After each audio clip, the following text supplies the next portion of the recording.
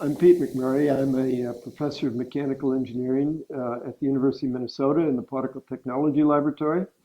And today I'm interviewing Virgil Marple. We were colleagues together in the particle lab for many years. So we know each other very well. And we're here to talk about Virgil's work as an aerosol scientist. And Virg, maybe we'll begin with your early work. We want to figure out, how did you ever get into this sort of little niche of work? You completed your bachelor's in 1962, as I recall. Isn't that right? That's right. And so during your bachelor years, you were a son of a farmer. You came off a Minnesota farm, Right. and that was your background. And you worked your way through school to a large extent. Isn't that right? You That's did right. some work for faculty, and you did some work as a member of the co-op program. Right. Why don't you tell us a little bit about those work experiences and how they sort of guided you as your time went along? Well,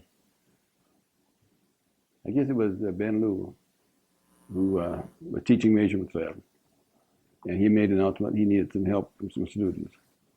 So I applied and got the job, and he was trying to program a computer in machine language, and he was having trouble. So he needed some workers to do it mechanically. So I spent a lot of time in the library taking up solar data and adding it up and computing it and doing the computer work for him. Without a computer, of course. Just a hand calculator. And I was impressed. That was the best teacher I ever had. Very clear. I learned a lot from him. And then from then I got onto the co-op program and went to John Deere, where I did most of my work on the design board and drafting board, because I'm primarily a design engineer. And John Deere fit me well for that, because they were just changing over from a 2-cylinder tractor to a 4-cylinder tractor, and they were making all new design for all components. So that was it, the early experience. Did your experience as a farm boy influence your choice of majors as a college student and your ultimate career choice? Yeah. My career started out being a physicist, and that was due to a good physics teacher I had in high school. And I enjoyed physics until I got off of levers and onto nuclear physics. And once I hit nuclear physics, I decided I'd probably better try something else. And it was suggested I do mechanical engineering. So I switched at that time. Uh-huh. The nuclear was not my forte. So I did the design work on, well, as I mentioned, with John Deere, because it come from a farm. John Deere was a natural. Was this drafting work that you did, pen and paper and 3D visualizations? You weren't doing computer-aided design in those days. No. I know that's true. And so how did you go about it? Well, it was all on drafting board. Mm-hmm. And I had an ability to be able to visualize parts in 3D and different orientations. And so it was easy for me. Did you work closely with the machinists? Did you actually do any machining yourself? Let me see. We had done a little bit in undergraduate, but not a whole lot. But at John Deere, we spent 1 or 2 days on each machine they had at the company. We started out pouring iron and making the molds first, and then pouring iron, and then taking those from every step of the way. All kinds of gear hobbing and hard iron machining, soft iron machining, and a lot of lathe work. But we'd only be there for a day or so, and then we'd move on to another machine. So we learned the whole company that way. And we learned how to work with unions. And the union were a little bit concerned about us. So they'd tell us, when you machine this part, you measure the part carefully so you've got it right when they're watching you. With the guys with white coats, they're watching you. But when they're not there, you just take this little device and you hold it up there and you know it's right when that cup fits on it. And you can easily make your machine numbers a day. So they had their tricks that they were doing to fooling the guys in the white coats. It's just kind of interesting. So when you graduated in 1962, you got an offer from Aeronutronic Right. division of Ford Motor Company That's right. in Los Angeles. Right. And did you also get married at about the same time? In Newport Beach. In Newport Beach. Yeah. So even better. Huh? Yeah. And so that was a big jump That's for right. a rural Minnesota boy jumping out to LA. That was a big transition. That was a big transition. Yeah. My wife was from the same high school as I was from. And I think I graduated on a Friday. Well, I got the cast off my leg we played volleyball. And I was slightly inebriated and busted my knee actually. Due reward. Due reward. But I got the cast off on a Friday. I think we graduated on a Sunday or a couple of days later, and went home and got married over the weekend, and then took off and short honeymoon to Duluth and on to California. Mm-hmm. Mm-hmm. So at Aeronutronic, you worked on a number of projects. One of the projects you showed me was your work on the Automated Biological Laboratory, the ABL, Right. which was intended for use on Mars. That's right. So keep in mind, this is 1965, a short time after Sputnik. Really accelerated the American space program. Ford got some money in that area. Tell us a little bit about how that all happened. Well, Sputnik happened when I was a freshman, happened fall quarter. And I know we were out in front of the mechanical engineering building, and we heard about Sputnik. And from that point on, the courses all changed. It was more hardcore mechanical before that. And then it got into the aerospace part of it. But the work at Aeronutronic was interesting. We had the ABL program, which is the Automated Biological Laboratory, which was a hand-operated device, and just to show feasibility. And I see they're still doing that, doing it automated now, of course, but I understand that they're looking for water on Mars, and they think it's there. Mm-hmm. So there'll be more that we're continuing. Are they using your device? No, they're not the one I made. Not unless there's somebody up there turning the screws, but hopefully it's a generation or two after that. You showed me a photograph recently of the device that you designed for this automated biological laboratory. It was published in Aviation Week and Space Technology in 1965. Right. And when I looked at that picture, I thought, it looks like something Virgil might have designed. It's kind of like when you hear a piece of music on the radio, you know that this must have been Johann Sebastian Bach. It was a similar sort of feeling when I looked at that. It was just the same sort of things you were designing when I knew you as a faculty member. It had turning wheels and knobs and gears. Yes, knobs and gears. And it worked very well, but hand operated. Hand operated. So you needed the astronauts on Mars doing the work. Yeah. Yeah. Okay. That was a fun project. Now you also did some work on rockets and rocket propulsion, and eventually got you to doing your first aerosol project, as I understand. That's right. So what was going on there?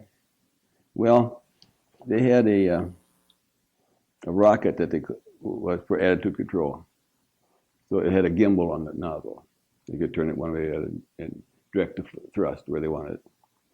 And they were concerned about the wear on the throat when they had it at an angle. And because it was a knuckle, it had another throat ahead of it in the final throat. And they were solid fuel rockets, so there was alumina in exhaust.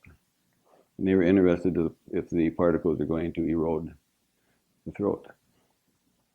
So we had a program where we took PL cell particles and put it in this wind tunnel with the simulated rocket, and we would see where the particles landed. Put double stick tape on the walls, and it was a large model.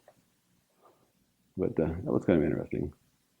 We had to measure the pressure drop through the nozzle, and that was done with 100-inch manometers with mercury.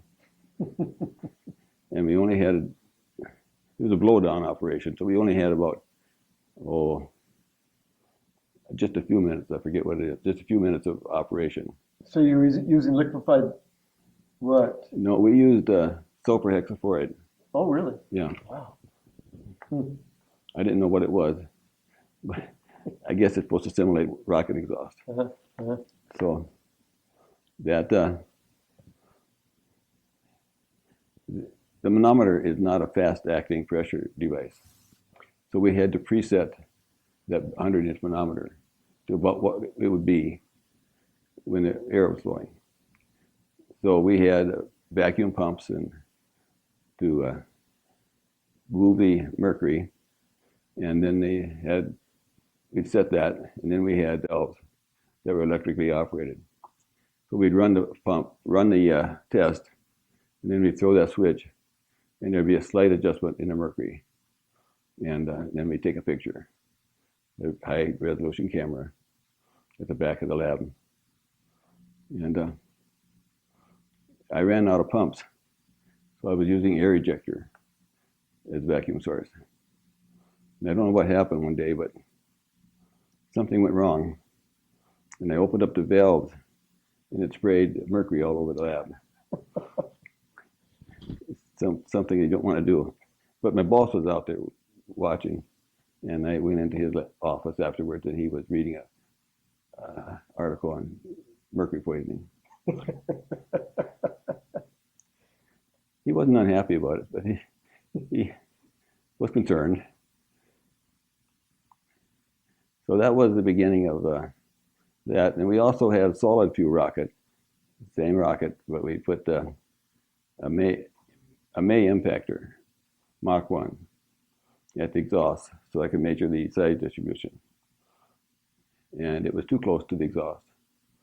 And that impactor happened to be soldered together, and it became desoldered. Parts laying all over the place.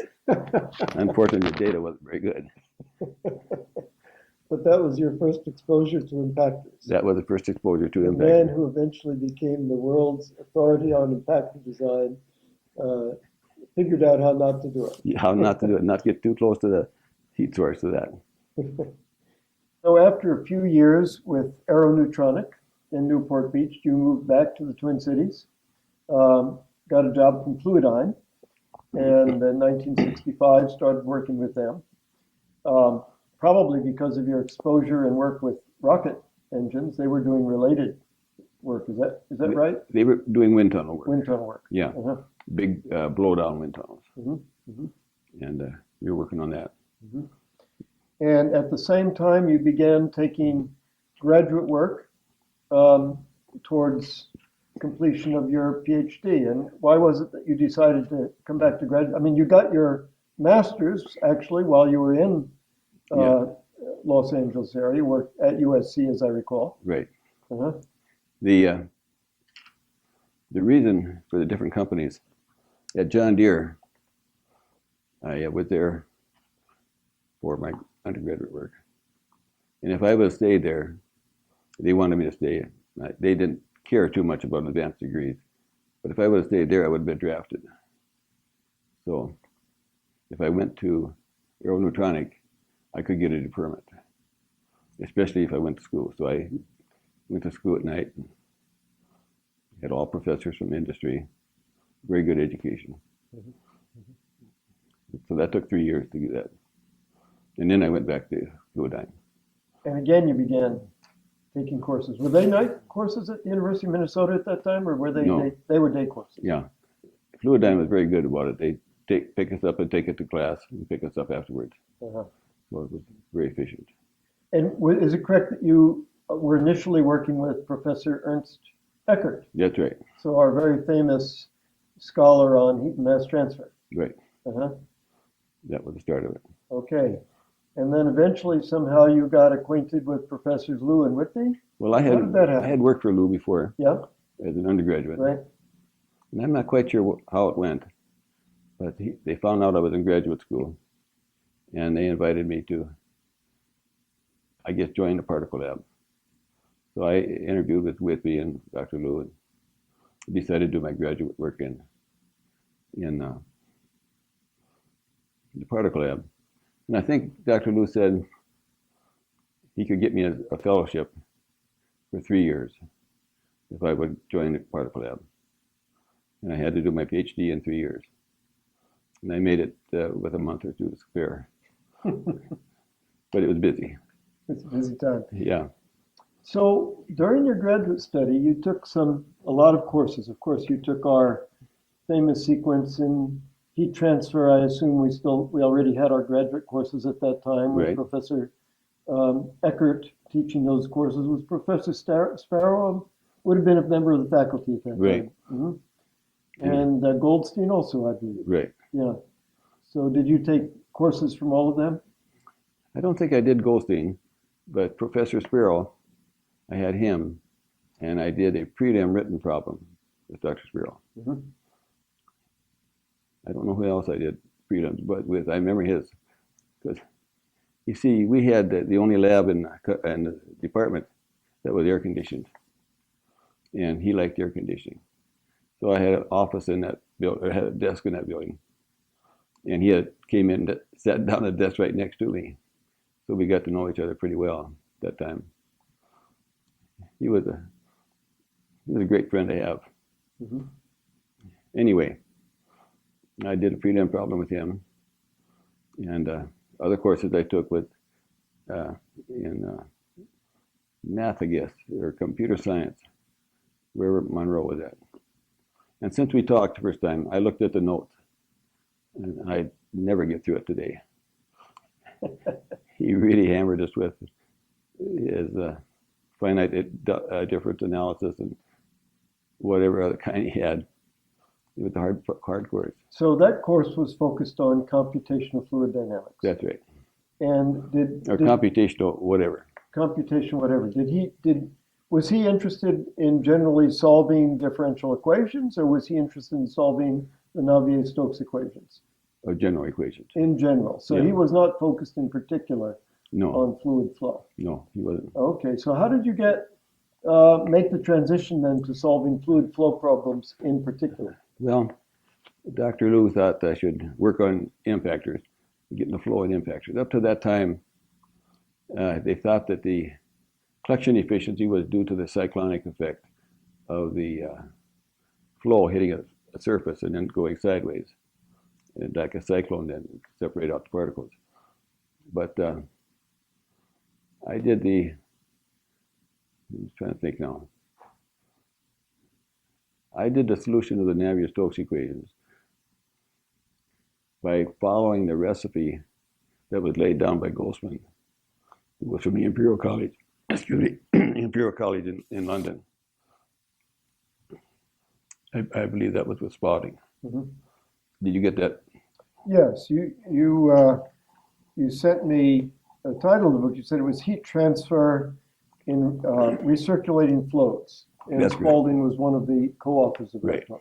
You're right. Spalding, by the way, who was the advisor of Professor Suhas Patenker, who is another one of our famous heat Right. transfer faculty who taught so many of our students after you Yeah. completed your work on computational methods, in particular the simple Yeah. method of computational heat and mass transfer. I sat in on his course, and I didn't quite understand it, but I understood the book, which is all I had to do, because I just followed that recipe. And your thesis then was based on the recipe that you followed based on that book. So that Okay. allowed you to calculate the fluid flow streamlines Right. through an impactor, for example. But you also added particles Right, to that flow. right. And so you were able to follow the particle trajectories through a flow. They were not diffusing particles, but you were taking account of the deviation of the particle from the flow streamline due to their inertia. Yes, and following one particle at a time Mhm. and starting the particles out at different positions and different sizes. So do you know of anybody who did computational numerical work on particle trajectories before your thesis work? I don't think I did. I wasn't aware of any. I think some were doing analog computer work, Mhm. but not digital. So in that regard, that was a tremendously pioneering That piece was, of work, because now we routinely use computers to I know. evaluate particle transport through all sorts of instruments, Right. but to have been the first to do that is puts you at a pretty special sweet spot in history, I think. suppose. Yeah. Uh, that was fun to do. The computer program worked perfect the first time. And then the second time I ran, the data just went all to heck. And the reason was, when the first time I used it, values were 0 in the dead zone outside the body. And I used some of those data points in my calculations. I think that was probably for the flow field. So when I started up again, after having run, and I've run from old data, I would get all kinds of different answers. I had to get back to zeros on those plots for it. But it took me a month or so to figure that out. Good thing that it worked good the first time. I never would have done it. So I'm kind of curious about the sequence of events. You took this course from Professor Monroe, and you got the recipe from Spalding's book, and you put this together, and that enabled you to solve for fluid flow streamlines, i.e., to solve the Navier-Stokes equations, and then you put particles in there. But you were also working on impactors. Which came first? Did you start with the aim to look at impactors, and then realize that computational fluid dynamics was going to be a useful tool? Is that the sequence? That was a sequence, yes. I Uh-huh. was interested in impactors. Yeah. Was it your idea then to do it computationally? Or did this is something that you and Ting decided together? Well, How did that happen? That's a little fuzzy. Mhm. There was another guy in the department that was doing some computational work from Grossman's book. Mhm. And we kind of worked together for a while. But yeah, I don't think Ben was hardly heavily involved in that part. Uh, he was primarily just interested in doing it. And of course, they were all cards. And it'd take a day to get your data back once you got the cards together. And sometimes the cards would come back, and sometimes they'd be mangled, get lost in the machine. And so it was a little bit of a challenge just to get the computer to work. Was that a controlled data supercomputer in those days, or? I think it was. Uh-huh. It was over in experimental engineering. Yeah, right. Not a very pleasant spot, as I recall, No, but that's where our computing center was at the time. And Control Data was a Minneapolis yes, company. Minneapolis was the head of the supercomputer industry at that time. That's Things right. changed, of course, since then. But so you give them the box in the evening Yeah. or sometime during the day, and you'd come back the next day morning. Hopefully, it was done. uh-huh, uh-huh. So, out of your thesis came these very clear design guidelines. If you have a circular jet impactor, then the important parameters are the jet to plate spacing, this dimensionless ratio. The Reynolds number was another important dimensionless number. And there were some other dimensionless numbers, I think. And you created plots from which one could very simply design an impactor with Right. any arbitrary cut number. Those were very useful publications, which when I was teaching in my early years, a laboratory class on aerosol measurements, we used those plots to understand how impactors worked. How was it done before? Before your work, for example, May designed impactors. First I believe, Mel First of Harvard, didn't he also design an Yes, impactor? yeah, there was. How did they do it? I think they had some general concepts and general guidelines they were using, but nothing concrete as I had Mm-hmm. with the detail I had. I was able to get the shape of the curve and really understand how it was working. Like I said, they thought it was a cyclonic effect. Well, I soon realized that it was the stopping distance because I was doing the particle trajectories in an X, Y nomenclature. Mm-hmm. So the XY showed that as you're coming down to the impaction plate, let me back up a bit. I couldn't understand from the previous work of the cyclone why you'd get a sharp cut on the impactor. But if you did the XY plots, you realize that as you approach the plate, the component towards the plate was uniform about the center line and decreased as you got towards the center line, towards the plate. So the problem you had to have to get a sharp cut was to have a flat profile at the exit of the nozzle that would give you just a flat velocity profile. And then as that got towards the plate, it would stay flat. And then if one particle would collect in the middle, a particle of the same size would collect to the outside. And the boundary layer created the S part of the curve. Mm-hmm. If you got rid of that boundary layer, you'd have a perfectly sharp cut. And that's why body impactor works so well. Mm-hmm. Now, what was the question? No, well, I was just curious, how this was done before. Before you established your clear understanding and came up with these clear guidelines. Impactors were still built, but how did they do it? What was their? Well, let's see. Was it just based on Stokes number? They just based on the Stokes number, yeah. Okay. And I don't recall. I know Davis did some work on this too. Yeah. With some kind of crude computers. And anyway, I just washed all that aside when I was doing my work. So another thing I remember is that, remember your circular impactor calculator? Yeah. So that was around the time you could also buy circular slide rules. Right. And so it was kind of like a circular slide rule. And you could choose whether it was a rectangular slit or a circular jet impactor, and you could choose your particle size or whatever, and that would give you the dimensions of the impactor. Right. Pretty slick. It was fairly intricate and pretty slick. What gave you the idea for doing that? Is that something you learned about in your education? I got that in my senior year, undergraduate. That's I was shy 1 credit, and there was a 1 credit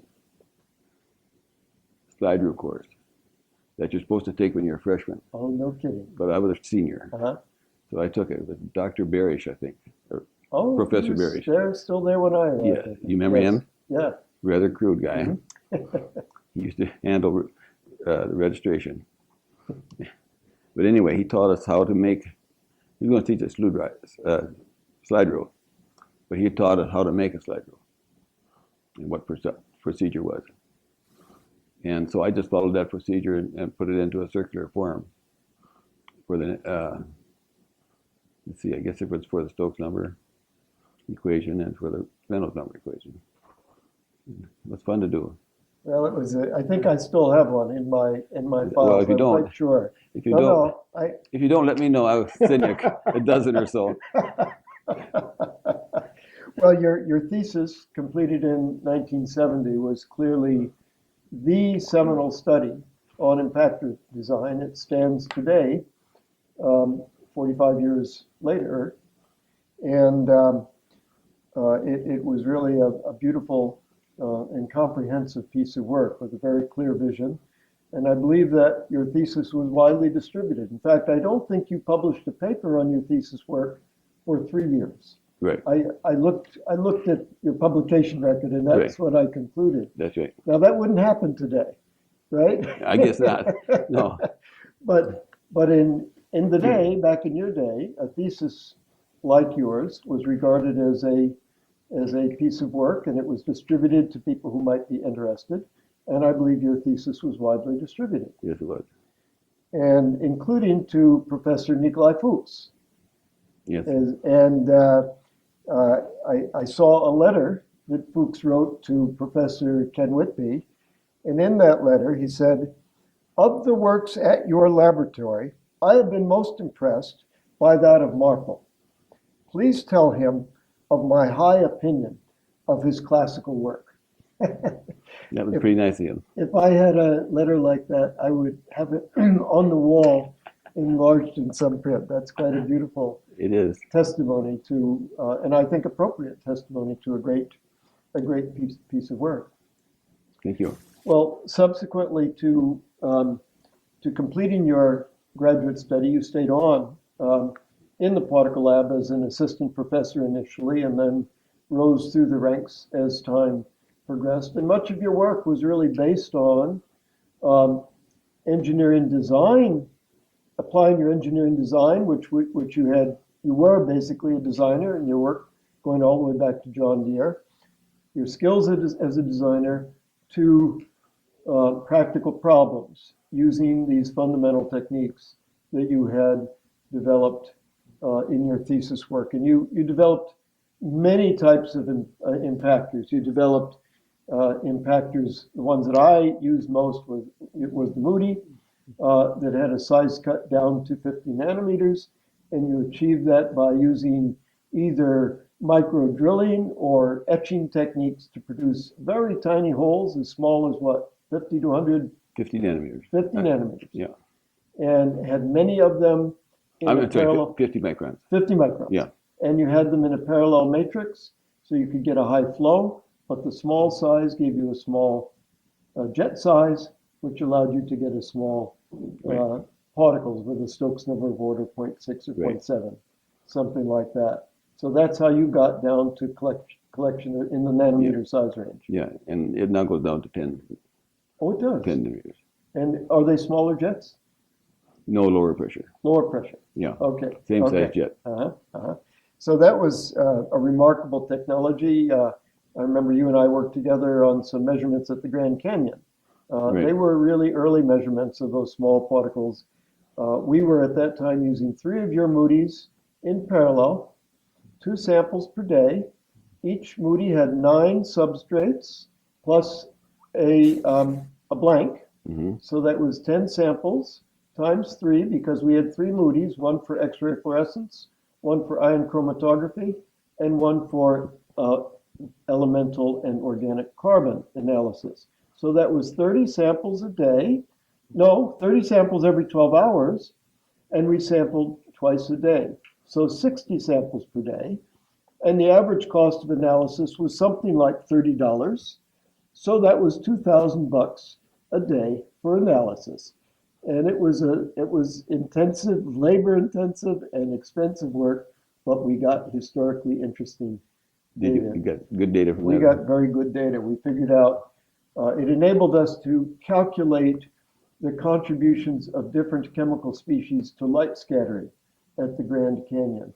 The question we were asking was, if you remove 10 or 15% of the sulfate, how much will the light scattering coefficient decrease?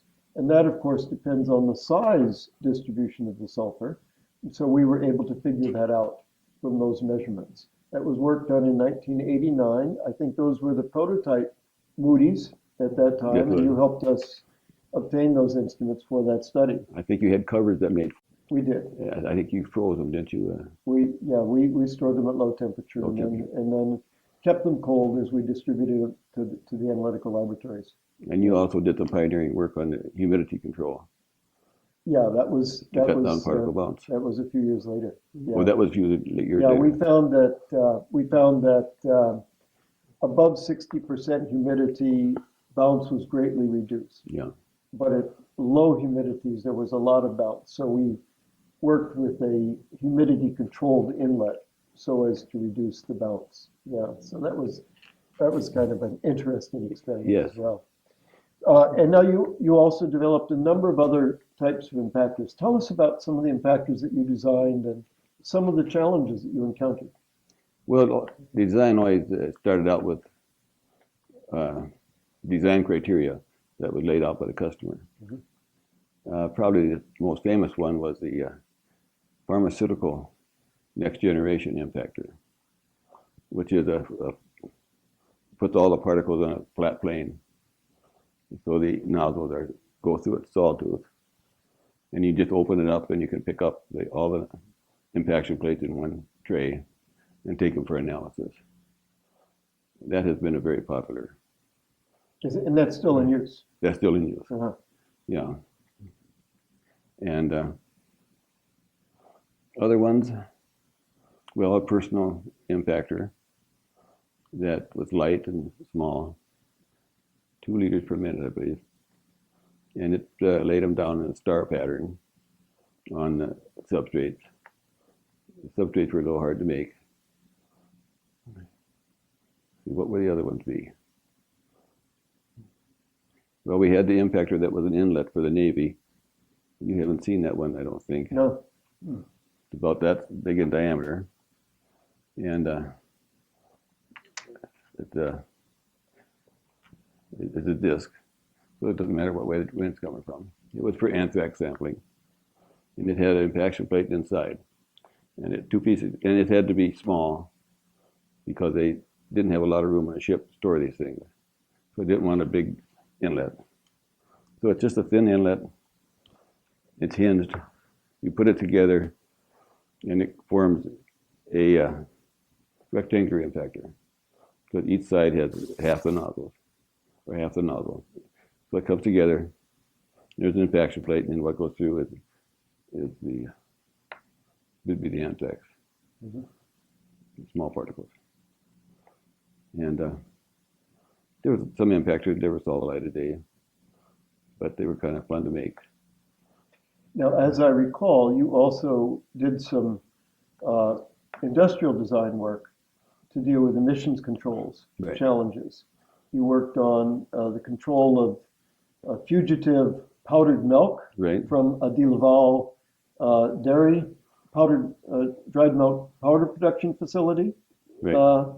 And you also did some work with MSP, Corporation of Electric Power Utility, on emissions of particulates That's from right. coal-fired generating plants.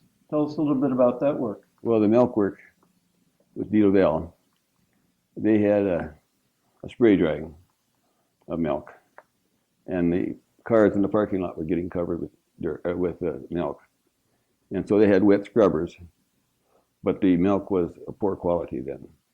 It was essentially dog food. So they had powder going out, and they removed it with these wet scrubbers, and they could use it, but it was not for human consumption. Right. Yeah. So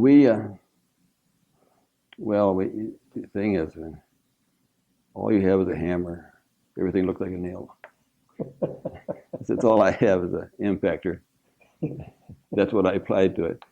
And we came in with about a 10-foot rectangular nozzle into a layer of milk that came off the truck. It was fresh milk. So the particles that would have gone up the stack now are impacted in the milk and could be re-dried. So they were returned to the feedstock. Returned to the feedstock. And then re-dried. That's right. Uh-huh. So that brought it down to the milk. We had to separate the milk then. And so we had a cyclone on each side. Actually, 4 of them. They went like this, and they went both directions from the 2 sides. So that was 4 cyclones. And that worked pretty well. But Alpha De Laval was sold then. They went under new management, then they dropped the project. But we did make a big one, and it worked pretty well, but not always. Sometimes that flow would go unstable, and it would slam against one end or the other and spurt milk out of the exhaust. Not ideal, but we could have solved that if it had gone further. And how about the work you did with MSP? NSP, Oh, NSP. yes, Okay, yeah. Northern States Power. Northern States, yeah. That was the electrostatic precipitator. Yeah. Mm-hmm. And I did that with Dale Lundgren and Trevor Nye over here. Oh, yeah. He did the mechanical work. But that was a very good design that we had for that. And one of the tests we had, you could turn the electrostatic precipitator on or off, and you had a light shining down a tube. And if you turned it off, you couldn't see the light. You turned it on, it's clear as could be. So it was kind of a neat. And was this intended? It was a wet electrostatic precipitator? Is that right? That's right. And did they already have a dry electrostatic precipitator? I mean, they must have had some sort of particulate emission control. Yes, they had.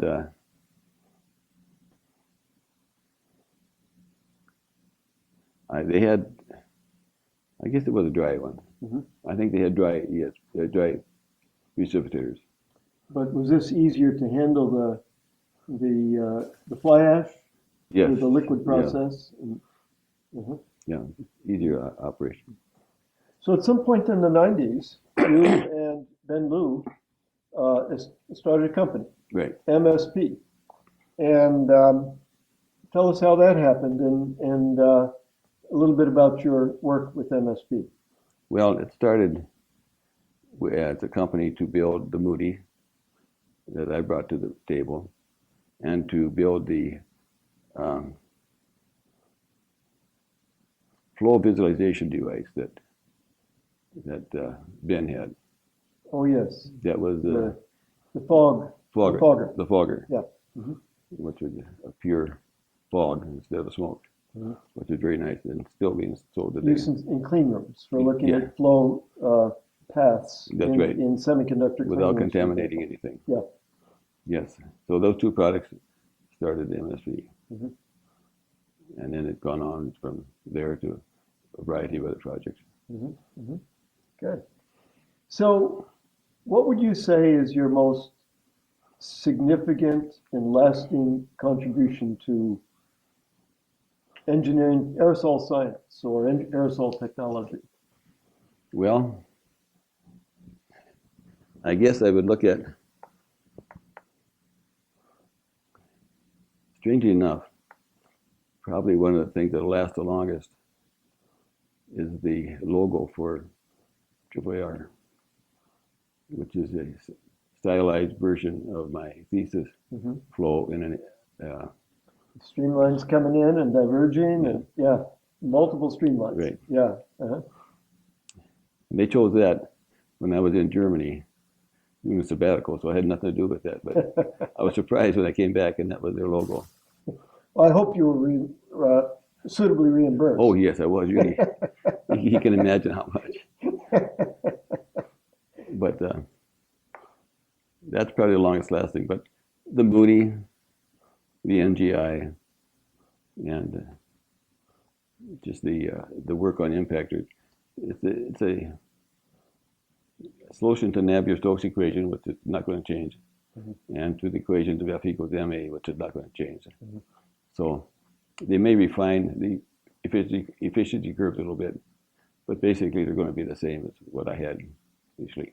So I guess that's the longest lasting devices I had. Very good. Well, Virg, I pretty well concluded the points that I wanted to address in our discussion. Do you have any other things that you would like to comment on? I don't think so. It's been very pleasant talking to you. Good. And I've enjoyed it. Me too.